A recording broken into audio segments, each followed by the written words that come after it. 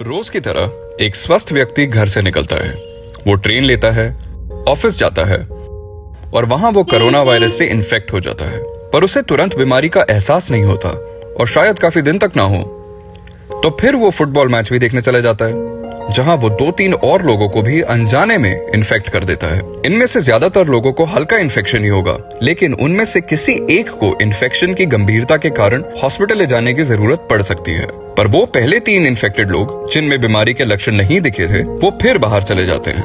वो ट्रेन पकड़ते हैं, ऑफिस जाते हैं और फिर काम के बाद बाहर घूमने जाते हैं, और इस दौरान वो कई और लोगों को इन्फेक्ट कर जाते हैं, जिनमें से 20% को हॉस्पिटल जाने की जरूरत पड़ेगी। कुछ ही समय में इस वजह हॉस्पिटल जाने वालों की संख्या बढ़ जाएगी और फिर हॉस्पिटल भर जाने के कारण देश में संकट का आरंभ होगा।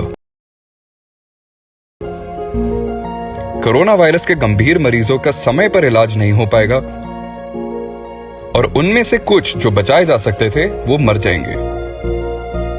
यही सब दक्षिण कोरिया, ईरान और इटली में हुआ, जहां 2 हफ्ते के भीतर बीमारों की संख्या 100 से 5000 के भी ऊपर पहुंच गई। सैकड़ों की मृत्यु हुई क्योंकि वो हॉस्पिटल में भर्ती नहीं हो पाए। गंभीर मरीजों की बढ़ती संख्या के असली जिम्मेदार वो लोग हैं जिन्हें बीमारी के लक्षण महसूस नहीं हुए, पर वो अनजाने में बीमारी फैलाते गए। जिसका मतलब ये है कि जो लोग इन व्यर्थ मृत्यु से बचाने के लिए सबसे ज्यादा कर सकते थे, वो ये लोग हैं, यानी कि हम सब। कोरोना वायरस के फैलाव को धीमा करने के लिए आपको ऐसा बर्ताव करना पड़ेगा जैसे कि आप खुद वायरस से पीड़ित हैं। सार्वजनिक परिवहन, ऑफिस, भीड़ वाली जगहें और यहाँ तक कि छोटी सभाओं से भी दूर रहें, ताकि आप खुद वायरस से बचे रहें और उसके फैलाव को सीमित रखें। इसे कहते हैं सोशल डिस्टेंसिंग। अगर हम में से ज्यादा लोग सोशल डिस्टेंसिंग के अभ्यास में लग जाएं, तो वायरस के फैलने की गति काफी हद तक धीमी हो सकती है।